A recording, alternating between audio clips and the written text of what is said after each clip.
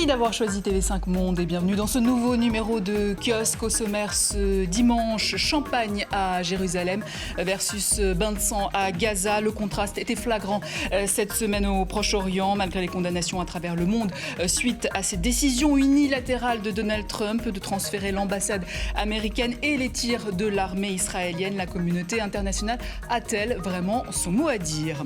Le bulldozer Trump ne s'arrête pas là avec le retrait des États-Unis de l'accord sur le nucléaire iranien. L'ultimatum américain aux entreprises est lancé. Quitter l'Iran. Réunion au sommet à Sofia en Bulgarie. Les Européens ne comptent pas abandonner, mais l'Union restera-t-elle unie? Vont-ils continuer à tenir tête au président américain? C'est pas gagné. Sale temps donc pour l'Europe, avec également l'avenir politique de l'Italie qui se dessine. L'arrivée au pouvoir de la Ligue et du mouvement 5 étoiles de populistes, de eurosceptiques. Un accord sur leur contrat de gouvernement a été trouvé, mais toujours pas de chef pour gouverner. L'Europe a-t-elle raison de trembler? Pour en parler, pour commenter, pour décrypter cette semaine d'actualité, voici nos kiosqueurs. Ariane Bonzon, journaliste indépendante, chroniqueuse pour le magazine en ligne Slate.fr. Elle a notamment travaillé sur la Turquie, le Proche-Orient, où elle a été correspondante pendant 20 ans.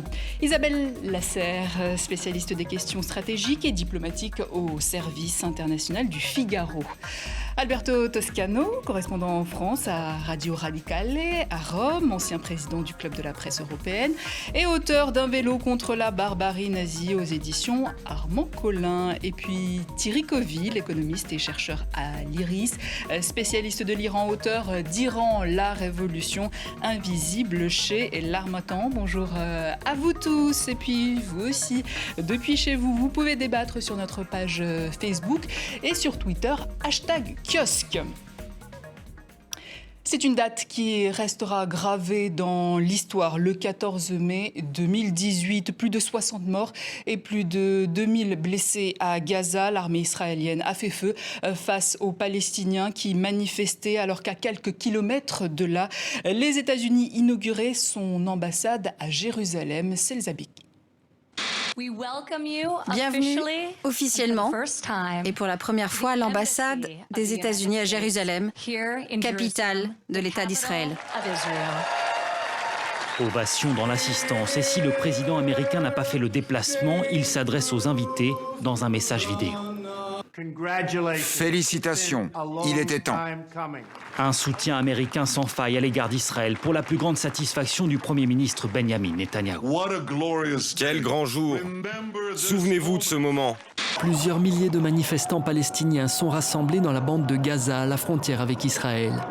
Et très vite, les grenades lacrymogènes font place aux balles réelles.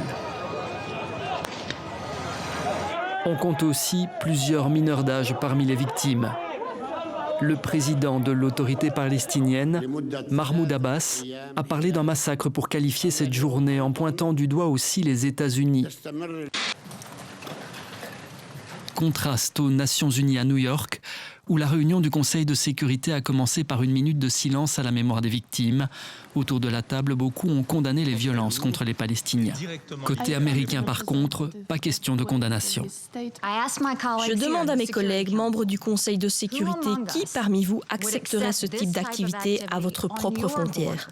Personne ne le ferait.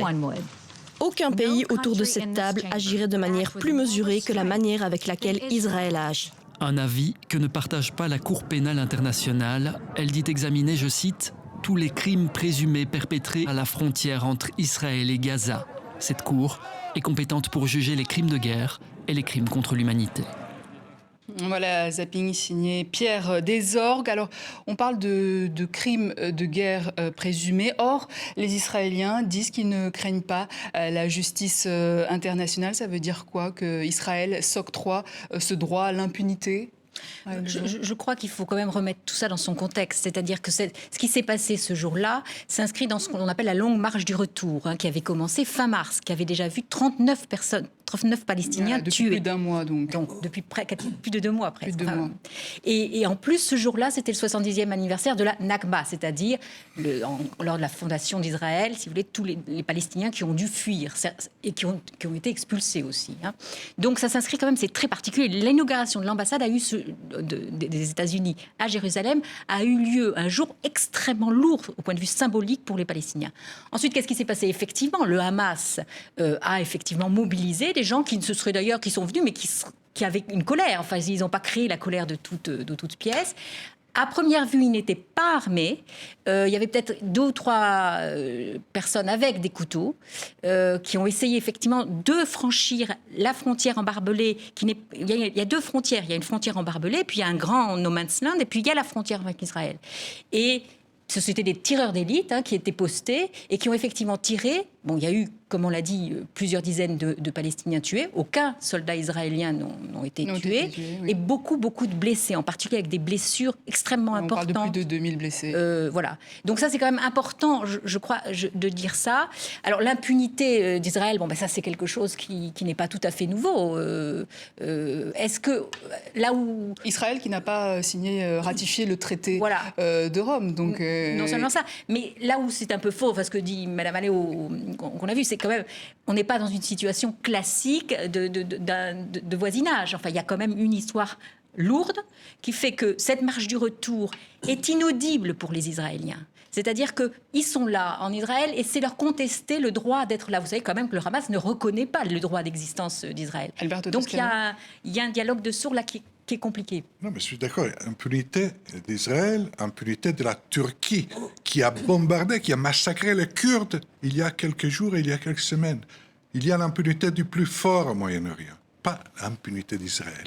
Quand je vois au Conseil de sécurité la minute de silence justifiée et juste pour les morts palestiniennes là, je me dis, et pourquoi on n'a pas fait une minute de silence pour les Kurdes qui se battent eux aussi pour avoir droit à leur État et qui sont oubliés, massacrés, utilisés seulement, qui sont nécessaires pour combattre certaines batailles au nom de l'Occident et ensuite oubliés. Je crois qu'il y a un problème général au Moyen-Orient de respect. Ceci dit, il est évident, à mon sens, que le gouvernement de la droite israélienne, de la droite extrême israélienne, a eu une attitude sur ce dossier qui est difficilement justifiable. Mais la reconnaissance de Jérusalem comme capitale d'Israël, cette ville 3 fois sainte, en termes de droit international, quel problème ça pose, Isabelle Lassana? Alors, c'est la question à 60 000 € et quel problème ça pose et quelles conséquences ça va avoir. C'est très difficile de le savoir. Parce que l'ambassade américaine s'installe en territoire israélien et non pas dans la partie est, et non pas à Jérusalem-Est, la partie palestinienne. Il y a une hypocrisie quand même sur cette histoire d'inauguration de l'ambassade à Jérusalem. Une hypocrisie de la part de tous les pays arabes qui, en fait, depuis 40 ans ou 50 ans, ne soutiennent pas les Palestiniens. Ou alors les soutiennent quand ça les arrange. Là, Erdogan, hier... Erdogan n'est pas arabe, hein, attention. Non, pardon, des pays de la région, excuse-moi. Parce que je pensais à Manama, parce qu'en fait, il y a eu un silence absolument assourdissant de tous les pays du Golfe et de tous les pays arabes à la conférence de Manama, au moment où la décision américaine a été déclarée, de tous les pays musulmans. Erdogan s'est emparé de cette histoire hier en faisant vraiment... une cause plus virulente que d'habitude à quelques jours des élections en Turquie.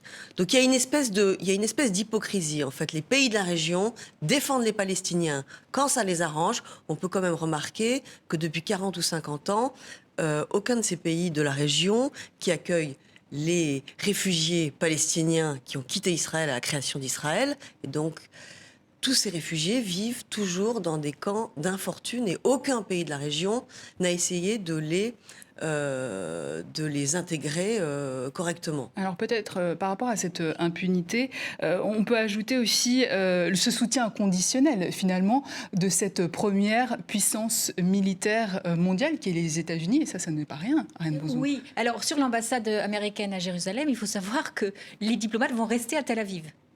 L'ambassade ne servira qu'à pour les réunions de l'ambassadeur. C'est un symbole, mais c'est un symbole fort. Très fort. Très fort. Hein. Il faut quand même... Les gens ne comprennent pas tout à fait ce qui se passe. Je vais juste donner cette petite précision.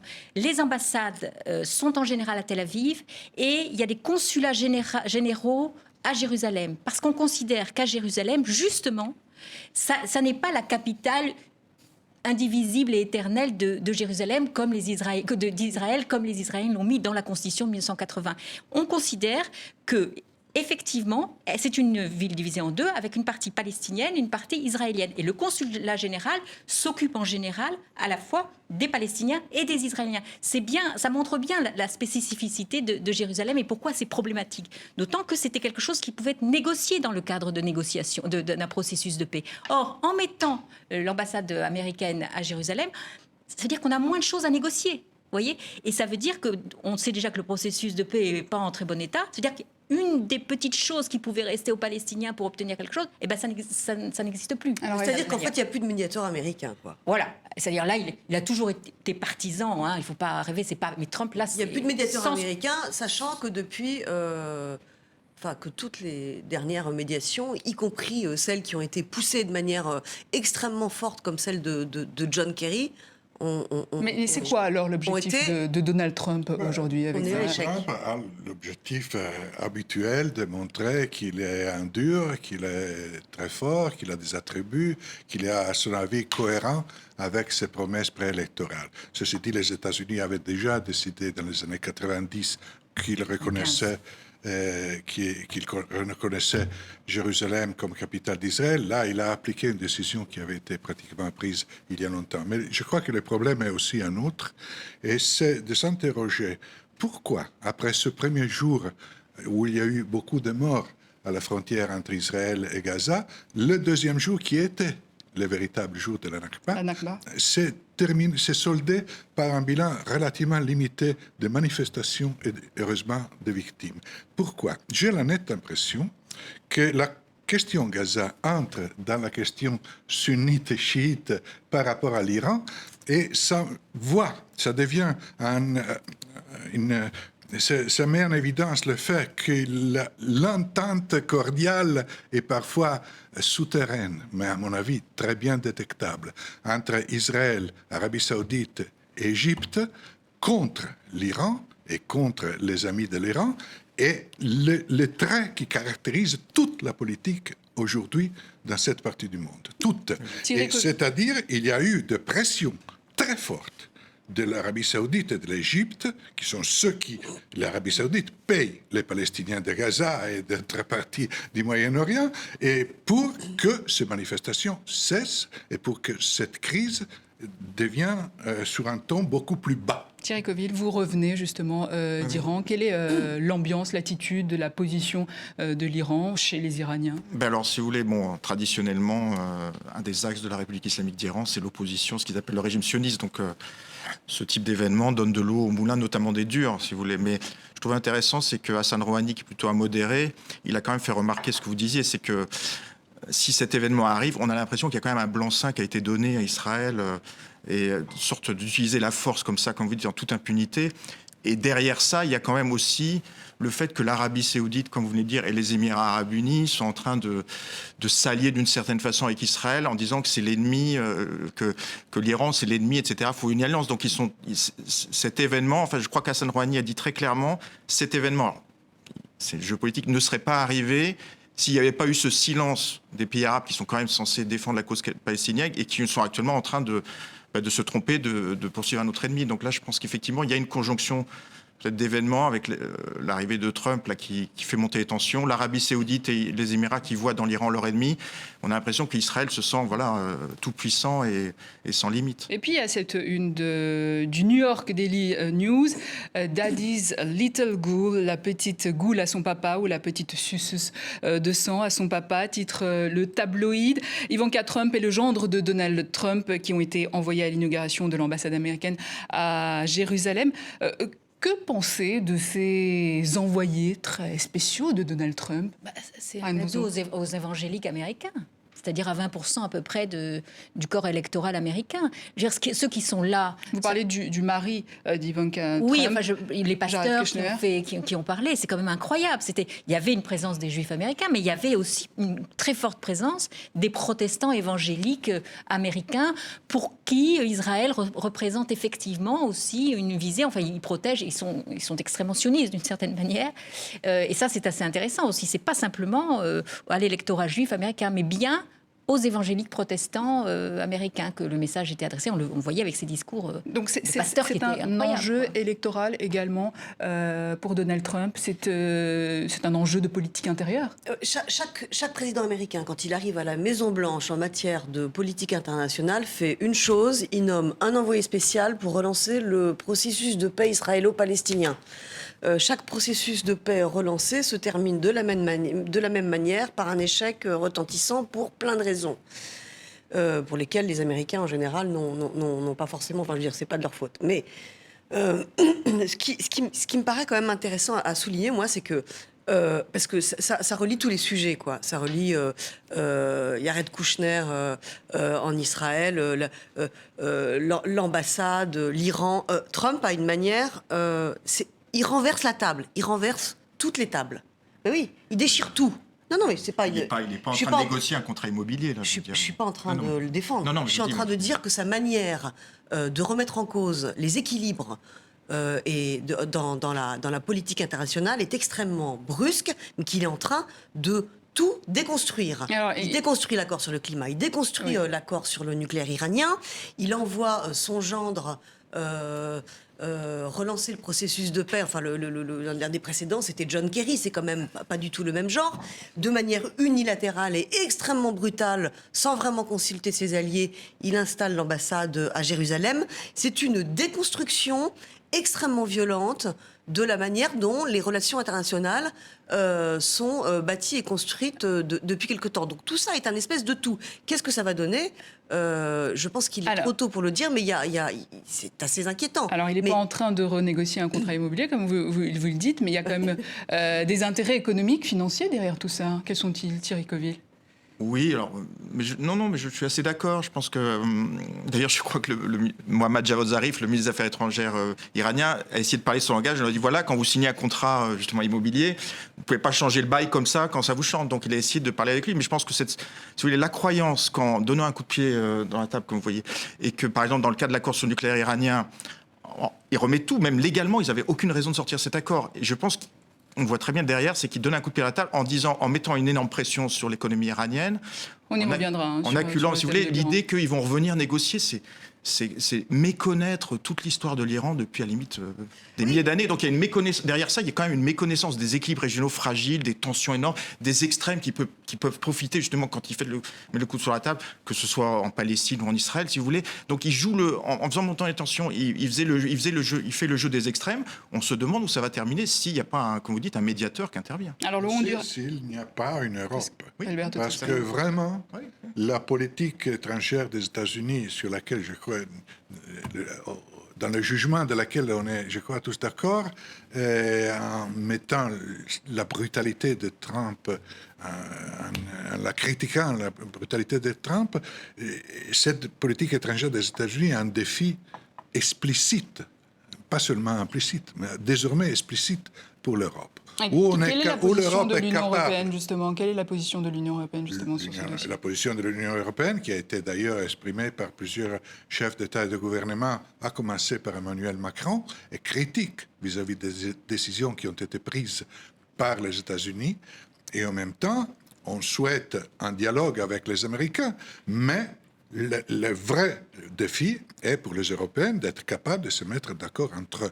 L'Europe, aujourd'hui, doit trouver des lignes communes de politique étrangère et de défense. Sinon, l'Europe est condamnée à devenir une espèce de province de l'Empire américain. En n'attendant aucun plan de processus de paix proposé par les États-Unis, mais est-ce que finalement c'est envisageable dans ces conditions? Le Qatar elle joue un petit rôle entre le gouvernement israélien et Hamas, d'après ce que j'ai cru comprendre. Enfin, en sous-main, d'après ce que... Il y a quelque chose qui est en train de se passer, peut-être. Mais bon, juste ajouter un truc.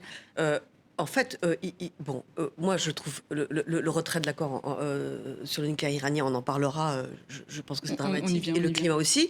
Sur le reste, Trump fait exploser des choses qui de toute façon ne marchaient pas quand même. Il faut quand même le signaler.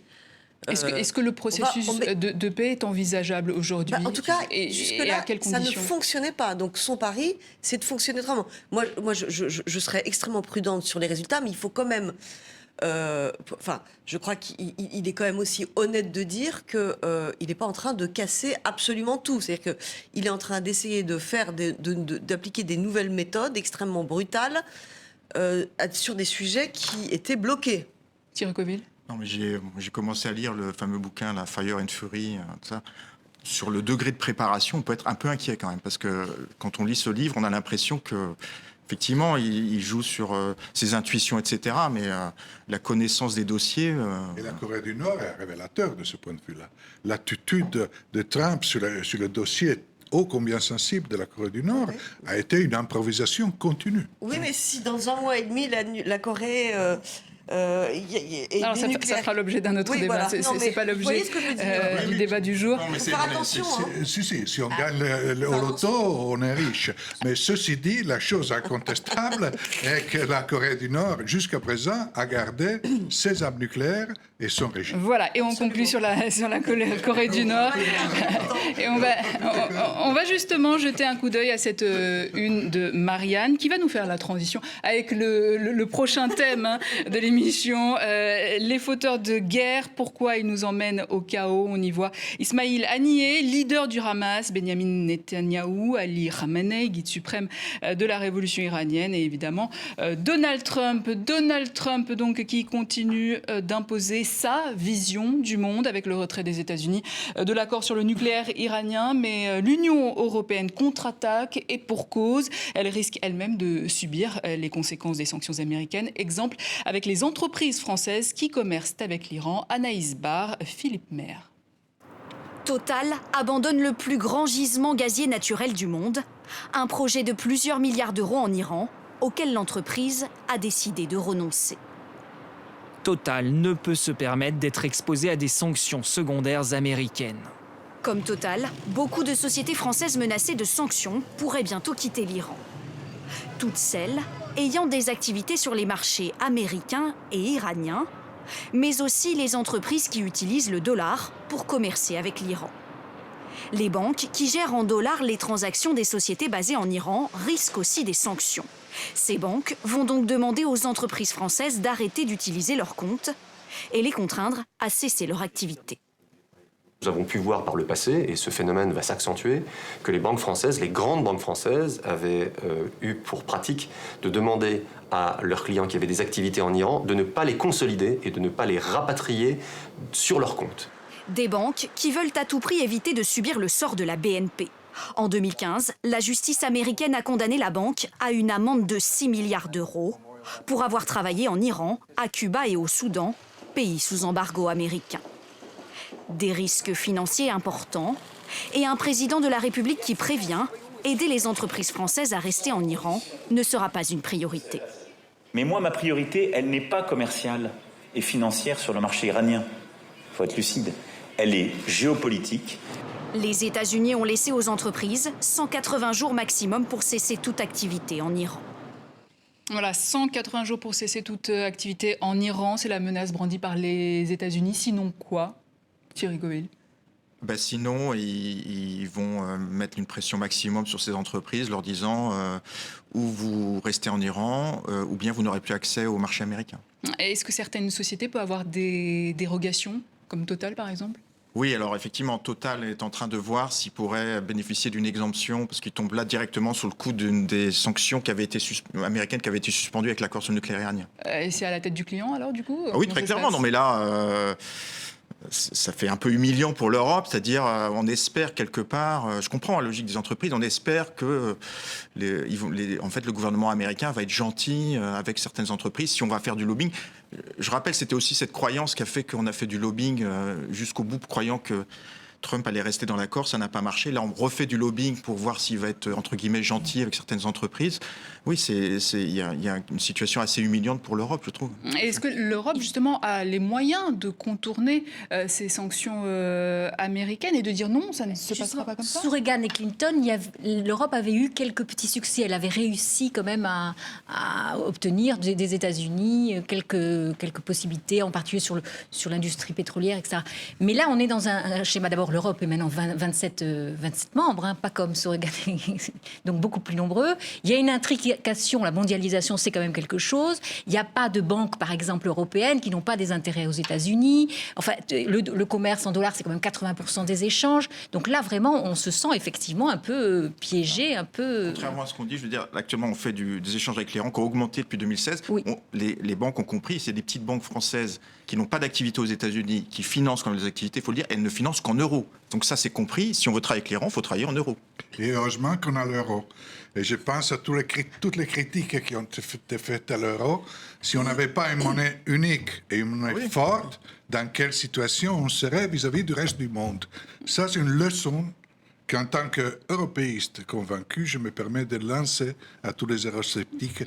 Mais l'Europe, est-ce qu'elle a les moyens aujourd'hui? Qu'est-ce qu'elle va faire? Elle a un bouclier juridique à ce niveau-là? Ça a été très clairement dit. Donc effectivement, il y a mettre un blocage juridique des sanctions au niveau européen, un blocage juridique des sanctions américaines du fait de leur extraterritorialité. Il faut rappeler quand même... Alors c'est quoi ce principe d'extraterritorialité dont jouit les États-Unis? D'où ça vient Ils imposent ça au reste du monde. C'est-à-dire, effectivement, ils considèrent que les sanctions qu'ils posent contre leurs propres entreprises, ils mettent en place un embargo contre un pays, par exemple, l'Iran. Donc ils interdisent à leurs entreprises d'aller faire du commerce avec l'Iran, mais ils considèrent qu'ils ont le droit d'interdire au reste du monde de faire du commerce avec l'Iran. Donc on est tous les pays du monde sont soumis au bon vouloir au droit américain. C'est sur le plan du droit, moi je suis pas juriste, mais sur le plan du droit international, c'est absolument scandaleux. Et donc, c'est-à-dire que les États-Unis veulent garder le marché iranien ouvert, si possible. Ils n'ont aucune envie que pour plus tard, ils n'ont aucune envie que d'autres entreprises prennent le marché alors qu'eux ont interdit à leurs entreprises d'y aller. Ça paraît. Mais d'où ça vient cohérent, ce principe, même si alors c'est la loi du plus fort. Non, mais c'est aussi la loi de la monnaie. C'est encore une fois le dollar. Les États-Unis, comme on a bien vu dans le cas de la BNP, punissent ceux qui font des commerces en utilisant des financements en dollars. Donc, le problème devient un problème stratégique pour les pays européens. Je crois, ceci dit, qu'il y a, au sujet de la question iranienne et de la question des sanctions et de l'attitude américaine, une partie qu'on voit et une partie qu'on ne voit pas. Et j'espère que la partie qu'on ne voit pas soit de négociations auxquelles j'ai eu l'impression Emmanuel Macron a fait un peu allusion, un dialogue souterrain entre Européens et Américains pour éviter quand même une situation de crise qui deviendrait catastrophique pour l'ensemble des pays occidentaux, pas que pour les Européens. Plus simplement rappeler, que ce soit clair aux téléspectateurs. Oui. Donc, les Américains disent que vous n'avez pas le droit de commercer avec l'Iran.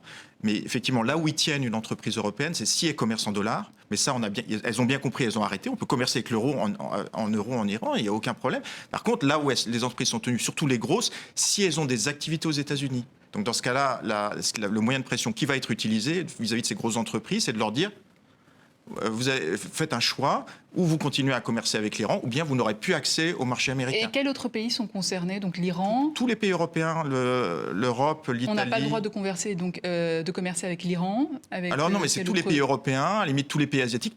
C'est incroyable, c'est quand même tout le reste du monde qui n'aurait plus le droit de commercer avec l'Iran. Le seul pays qui dit non et qui a la force pour dire non s'appelle Chine. Voilà. La Russie aussi, mais c'est moins. C'est vrai que c'est surtout la Chine et l'Inde qui commercent avec l'Iran. Alors, on va peut-être rappeler les raisons de ce retrait américain de Donald Trump de l'accord sur le nucléaire iranien. D'ailleurs, le gisement de Total, c'est la Chine, les Chinois qui vont le reprendre. Oui, alors on le rappelle. Donc, les États-Unis et Israël accusent donc l'Iran de mentir sur son programme nucléaire, qui est Ce qui est totalement faux. D'ailleurs, l'agence internationale chargée de vérifier l'application de l'accord sur le nucléaire iranien, la IEC, a dit qu'elle n'a rien à reprocher à l'Iran. Ce qui rejoint clairement, d'ailleurs, cette une de Courrier international cette semaine, Trump, le dynamiteur sur plusieurs dossiers, d'ailleurs. Et pourtant, Emmanuel Macron est allé aux États-Unis, Angela Merkel est allée aux États-Unis. C'était il y a tout juste quelques semaines. Aujourd'hui, on peut le dire clairement, Donald Trump en a rien à faire de l'Europe. On n'a rien à faire de l'AIEC et du reste du monde. AIEA, d'accord. Oui. Non, c'est pas tout à fait ça l'histoire. Donald Trump ne reproche pas aux Iraniens de mentir aujourd'hui. Il leur reprochait de mentir avant. Ce qu'il leur reproche, c'est de violer non pas l'accord nucléaire iranien, mais de violer l'esprit de certaines résolutions du Conseil de sécurité de l'ONU prises parallèlement au processus de l'accord sur le nucléaire en juillet 2015 et qui stipulent que l'Iran devrait réfréner son programme balistique. Dans le nucléaire, il y a deux parties. Il y a la tête nucléaire d'un côté et il y a le lanceur qui permet de mettre la tête nucléaire. Et l'Iran, effectivement, développe son programme balistique. C'est ça qui pose un problème aux États-Unis. Il y a une autre chose qui pose un problème aux États-Unis. Là, il n'a pas tout le tort. Là, mais il a totalement raison. Il a totalement raison. Mais d'ailleurs, les Français sont absolument d'accord avec Donald Trump. Là où ils ne sont pas d'accord, c'est avec la méthode. Mais sur le fond, les vues sont pareilles. La deuxième chose qui trouble, enfin qui inquiète les États-Unis et aussi la France, c'est l'avancée très très musclée, à la fois militairement, financièrement et politiquement, de l'Iran au Moyen-Orient, c'est-à-dire à la fois en Syrie, en Irak, au Liban et au Yémen. Les raisons géopolitiques, la communauté internationale, les Occidentaux, très naïvement, ont cru que, en signant l'accord sur le nucléaire iranien en juillet 2015, l'Iran allait selon leurs termes, s'assagir, freiner sa progression au Moyen-Orient, freiner son programme balistique, en quelque sorte se normaliser, épouser certaines des valeurs occidentales. C'est d'une naïveté énorme et c'est pas du tout comme ça que fonctionne ce pays. C'est pas un jugement de valeur ce que je dis, c'est juste une analyse de la mécompréhension qu'il y a eu. Voilà. Cet accord, par ailleurs, dernière chose et j'arrête, cet accord tombe en 2025. Donc les clauses qui ont gelé l'accord nucléaire tombent en 2025. Il allait falloir en parler à un moment donné ou un autre. Thierry Covell, vous voulez réagir? Non, je suis un peu surpris parce que je trouve que je suis ce dossier depuis longtemps, donc ça fait quand même depuis 2002 que la communauté internationale négocie avec l'Iran. Donc on est arrivé à avoir un accord, ça a été pénible, c'est facile de dire que, comme le dit Trump, cet accord est nul. Ça a été demandé aux diplomates européens, notamment qui ont négocié cet accord, ça a été épuisant. On est arrivé à un accord qui n'est pas parfait. Un accord, c'est un compromis. Donc, il y a eu un accord qui a été signé donc, en juillet 2015, qui est respecté. Il y a eu 10 rapports de l'Agence internationale de l'énergie atomique qui disent que l'Iran respecte l'accord. Alors, qu'il y ait des différences sur d'autres sujets, pourquoi pas, mais est-ce que c'est la meilleure façon de les régler que de dire non, cet accord ne vaut rien et j'en sors? Je veux dire, c'est donner du grain à moudre aux durs en Iran qui ne demandent qu'une chose, c'est qui depuis le début critiquent cet accord, disent que l'Iran devrait développer son programme nucléaire, éventuellement sortir du traité de non-prolifération. Donc Trump, on revient à la même chose, à force de renverser la table, il renforce les extrêmes dans chaque pays. Et donc il arrive à ce qu'il voulait éviter. Ah non, mais je veux dire, il n'y a aucun plan B. Je veux dire, quand il sort de l'accord et après... Alors, oui, il va rien proposer derrière. Excusez-moi, comme il n'a rien proposé derrière l'accord sur le climat non plus. Une conférence de presse, je me rappelle bien, il y a un journaliste qui lui dit « Et si l'Iran recommence à enrichir l'uranium à 20%, qu'est-ce qu'on fait ?» Il dit « Ah non, il ne faut pas qu'il le fasse. » On marche sur la tête. Enfin, c'est quand même... Alors qu'en Iran, le débat est clair. Si les Européens n'arrivent pas à sauver l'accord. Les durs sont en train de mettre une pression pas possible sur Rouhani, qui est plutôt en situation assez fragile vis-à-vis de l'opinion publique, pour lui dire, écoutez, ça suffit, on a été trop gentils, on recommence à enrichir l'uranium à 20%. Et là, qu'est-ce qu'on fait ? On revient à des situations de tension. Donc, si vous voulez, cette façon d'annuler un accord qui marche pour... Mais je ne suis pas en train de défendre... Non, mais je dis, c'est pas vous que je critique, mais si vous voulez, cette stratégie, elle me semble complètement... Mais, et en plus, moi, je pense que même si les Européens arrivent à sauver l'accord, le mal, de toute façon, aujourd'hui, est fait. Parce que la parole... la parole américaine, dans les accords internationaux. L'idée de Trump, c'est quoi? C'est de casser l'alliance de l'Union européenne, l'alliance européenne qu'il y a? C'est ça l'idée de Donald Trump aujourd'hui? Je crois que Donald Trump est engagé dans un chemin qui le mène directement à une confrontation extrêmement violente avec l'Iran, comme jadis Bush marchait directement sur un chemin qui l'a mené à une confrontation avec l'Irak. Moi, c'est comme ça que je lis les choses. Et il va être difficile de l'arrêter. avec un autre élément qui est toujours ce qu'on disait tout à l'heure au sujet de cette confrontation qu'il y a aujourd'hui, pas États-Unis-Iran, mais États-Unis, Arabie Saoudite, Israël d'un côté, Iran et d'autres de l'autre, avec une position difficile à interpréter de la part de la Russie et de la Turquie. On pourrait interpréter, mais ça prendrait 2 autres missions. Je crois que tout doit être interprété aujourd'hui à la lumière de la situation, en particulier en Syrie. En Syrie, on est en train de découper des zones d'influence. Et la question syrienne aujourd'hui est le cœur du cœur. Et syrien, ça veut dire Hezbollah, ça veut dire Golan, ça veut dire toute une série de jeux d'influence, de wargames qui se jouent à ce moment précis. Trump, quelque part, a clarifié l'existence de 2 côtés. D'un côté, cette alliance de plus en plus claire, évidente, même exagérée, États-Unis, Israël, Arabie Saoudite, Égypte, et de l'autre côté, Iran, et on verra qui. Mais naturellement, Assad en Syrie, des côtés de l'Iran. Et Hezbollah, Libanais, qui ont gagné les élections. Donc, on voit naître une situation qui peut se souder sur un compromis de partage d'influence ou sur un affrontement totalement, aux conséquences totalement imprévisibles. Et est-ce que les Européens sont suffisamment unis aujourd'hui pour contrer les États-Unis? Non, et alors... Malheureusement, non. On dit toujours que c'est les Russes qui veulent disloquer l'Europe, qui s'attaquent. Mais là, nos amis, méfions-nous de nos amis, nos alliés, parce que là, les États-Unis, en faisant ça, effectivement, n'aident pas l'Europe à rester unie. Et il y a 2 choses, moi, je suis complètement d'accord avec vous. Je veux dire, la politique, ou plutôt l'intervention iranienne en Syrie, est sans doute extrêmement importante dans la décision de cette rupture de l'accord. Hein. Et le grand gagnant, c'est quand même Netanyahou. Je veux dire, Trump fait exactement ce que Netanyahou voulait. Oui. Hein, et ça, c'est quand même le grand... Si l'Europe, elle, est en porte-à-faux, enfin, en mauvaise posture, Bibi Netanyahou, en Israël, est le grand gagnant. Simplement, je peux vous dire, cette idée on revient à cette idée de Trump qui va pouvoir ramener, parce que c'est son idée, ramener les Iraniens, il l'a dit dans son discours, oui, s'ils veulent négocier avec moi, je suis prêt. C'est méconnaître l'Iran à un point, ça en est presque ridicule, parce que les Iraniens se sont insultés, enfin, ils ont respecté l'accord, ils donnent du grain à moudre comme du haut dur en Iran. Donc, en plus, il faut arrêter, si vous voulez, la caricature de la politique. Moi, je ne suis pas là pour défendre l'Iran, comme je le dis, mais c'est cette idée qu'ils envahissent la région, etc. Il faut voir pourquoi ils sont en Irak. Non, mais je veux dire, c'est pas aussi simple que ça. On n'a pas dit envahir. Hein. Non, mais derrière. Ils sont en Syrie, ils sont massivement, et à travers les Hezbollah. C'est-à-dire, un danger iranien en Syrie n'est pas une invasion d'État. Non, mais en réalité, je défends ça, mais du côté iranien, laisser la Syrie aux mains des groupes, ce qu'ils appellent takfiristes, comme l'État islamique et Al-Nusra, il faut voir ce que ça voulait dire pour eux, si vous voulez. En plus, moi, je dis, la Syrie, c'était le seul allié arabe qu'ils ont dans la région, qui était leur allié pendant la guerre Iran-Irak. Donc, stratégiquement, on peut discuter, mais leur choix, c'était d'aller en Syrie. C'est pas pour envahir la région, que c'est quand même le narratif qu'on nous vend partout. En Irak, quand j'entends les Américains critiquer la présence de l'Iran en Irak, qu'est-ce qui serait passé? Enfin, moi, je suis là. C'est toujours facile de critiquer. Quand, en l'été 2014, l'État islamique a déferlé dans le nord de l'Irak, qu'est-ce qui serait passé s'ils n'auraient été pas intervenus? Je veux dire, c'est très facile de dire ils sont là à agiter les milices.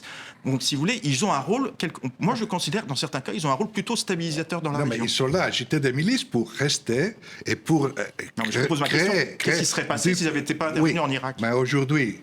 Comment est-ce qu'on ne peut pas justifier, pour une fois, Israël, quand il se sent menacé par l'existence de positions militaires des Hezbollah et des Iraniens en Syrie qui peuvent parfaitement attaquer? C'est 2 forces, une force politique et un État qui refuse de reconnaître le droit d'Israël d'exister. Comment est-ce qu'Israël ne peut pas se sentir menacé? On a critiqué Israël sur Gaza, mais sur la question syrienne et sur les attaques aux forces iraniennes en Syrie, les Israéliennes ont quelques logiques. Thierry Covillier, on va conclure. Je pense qu'ils n'ont aucun intérêt.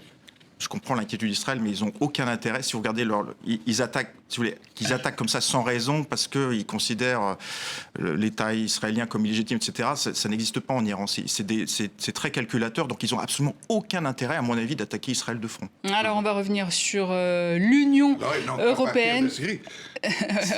Alberto Toscano. Si vous voulez, c'est facile à dire quand vous êtes... voilà, on ne va pas vous mettre d'accord aujourd'hui, je pense décidément. On va poursuivre en attendant avec l'Union européenne et ces dictates que l'Italie veut fuir à tout prix. Non, malheureusement, ça n'était pas prévenu. Mais on en reparlera, on aura l'occasion d'en reparler, c'est sûr. Ces dictates alors de l'Union européenne que l'Italie veut fuir à tout prix, c'est ce qui ressort du contrat de gouvernement de cette nouvelle alliance. Les populistes du mouvement 5 étoiles et l'extrême droite de la Ligue, les deux vainqueurs des législatives de mars dernier sur les différentes mesures. Hakim Abdelralek, Laurato City. Voici les deux Italiens qui font trembler l'Europe. À gauche, Luigi Di Maio, leader du mouvement 5 étoiles. À droite, Matteo Salvini, chef de l'extrême droite italienne. Ils ont concocté un programme économique choc. Baisse des impôts sur les revenus de 23 à 15%. Les impôts sur les sociétés de 43 à 20%. Un revenu universel de 780 € et un calcul de la retraite plus avantageux. Les Italiens sont plutôt dans l'expectative.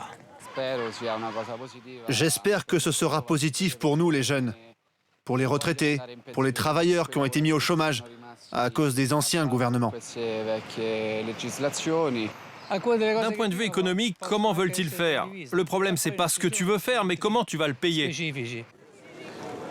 Un programme estimé à plus de 100 milliards d'euros pour un pays déjà surendetté. Alors comment financer ces mesures? Les deux leaders italiens proposent de renégocier avec la Banque centrale européenne, totalement irréaliste pour la plupart des économistes. Il y a deux possibilités. Soit l'Italie sort de l'euro et fait défaut, ce qui aura des conséquences énormes sur la situation économique. Soit l'autre possibilité, c'est que le programme ne soit jamais mis en place. Après avoir consulté ce week-end leurs militants par Internet, les deux hommes présenteront lundi leur programme au président de la République italienne, en vue de former éventuellement un nouveau gouvernement, un gouvernement anti-système et anti-Europe.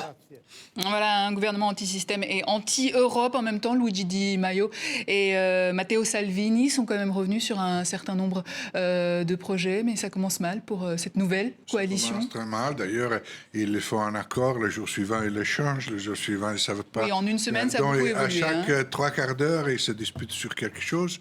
D'ailleurs, tant que je ne vois pas ce gouvernement avec le nom du chef du gouvernement, parce qu'on n'a même pas le nom du chef du gouvernement. Voilà. Aucune idée non plus sur le nom sur le chef du gouvernement, aucune idée. Il y a des noms qui circulent, mais aucune idée. Sur le chef du ministère de l'Intérieur, ce sera ou Salvini ou l'un de ses amis les plus proches. Ça signifie que la stratégie de l'Italie sur la question de la migration, Salvini fait partie du même groupe parlementaire européen que Marine Le Pen, et il a des positions plus dures sur la question de l'immigration que celle de Marine Le Pen. Que du Front National en France. Du Front National en France. Donc, ça signifie que l'Italie va tout faire pour, pas seulement fermer ses frontières, mais aussi pour chasser les migrants. Ça signifie que l'Italie va se trouver dans une situation très difficile à gérer. Ceci dit, l'Europe aurait pu avoir une attitude plus clairvoyante vis-à-vis de la question de sa compréhension et de son aide à l'Italie par rapport à la question des migrants. Voilà, c'est un petit peu un retour de bâton. L'Europe a laissé l'Italie seule face à cette question de l'immigration. 695 réfugiés qui passaient par l'Italie. La France a pris seulement 695 réfugiés. Enfin, contre les 5000 dans Non mais oui, alors moi... on a de la chance en France, parce que la perspective d'avoir un mélange de Le Pen et de Mélenchon... Oui, c'est comme une alliance Le Pen, Mélenchon en France. L'Europe a été en dessous de tout en laissant l'Italie gérer toute seule la question. Mais ça, on pouvait le prévoir et le prédire depuis de longs mois et personne ne s'en est inquiété. Mais maintenant qu'on a dit ça, il faut voir ce qui va se passer après et dans les autres pays. Parce qu'on parlait de la Pologne, de la Hongrie. Là, c'est quand même le voisin le plus proche de la France. C'est l'Europe du Sud, c'est l'Europe occidentale qui tombe, entre guillemets. Hein. Mais l'histoire n'est pas du tout finie. Et il va falloir un jour quand même poser des questions sur la table de manière différente. Voir pourquoi il y a une rupture si incroyable entre les élites et les peuples. Parce que le problème, il n'est pas que entre... On a dit, il y a des divisions entre l'Europe de l'Est, qui n'a jamais vu de migrants de sa vie, etc., et l'Europe de l'Ouest, etc. Non, c'est faux. Il y a une division entre les élites et les peuples. Mais cette division... elle se retrouve aussi ici. Et il va falloir faire très très attention parce que le phénomène migratoire ne va absolument pas, non seulement il ne va pas s'arrêter, non seulement il ne va pas se freiner, non seulement l'Italie n'arrivera pas à fermer ses frontières, pas plus que la France et pas plus que l'Europe. Il va falloir trouver des moyens de freiner l'immigration en amont, en faisant redémarrer des projets de développement mais gigantesques. Sinon, cet exemple italien, selon moi, va se répandre. Je ne sais pas ce que vous en pensez, mais ça me paraît d'une évidence absolue. Ariane Bonzon, s'il vous plaît. Tout à fait d'accord avec vous. D'autant plus, alors que je suis tout à fait d'accord avec Isabelle, mais d'autant plus qu'il y avait un peu l'idée quand même au sein de l'Union européenne qu'il fallait se resserrer sur le premier cercle. Genre France, Allemagne, Espagne, Italie, et que bon, on n'arriverait jamais, voilà, il fallait qu'il y ait ce moteur-là. Or, avec l'Italie, effectivement, là, ce premier cercle se réduit. D'autant plus qu'à Brexit, les Anglais...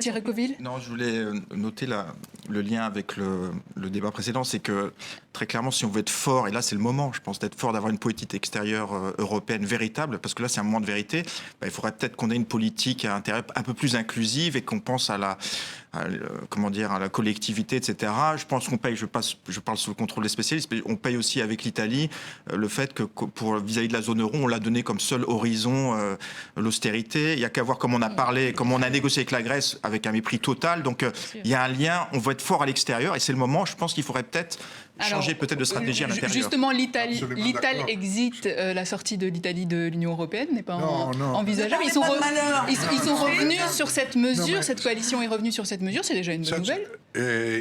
Sortir de l'Union européenne est impossible pour l'Italie. Et ils sont revenus, cette coalition, cette nouvelle coalition est revenue sur cette mesure. Ils ont découvert que 2 plus 2 fait 4.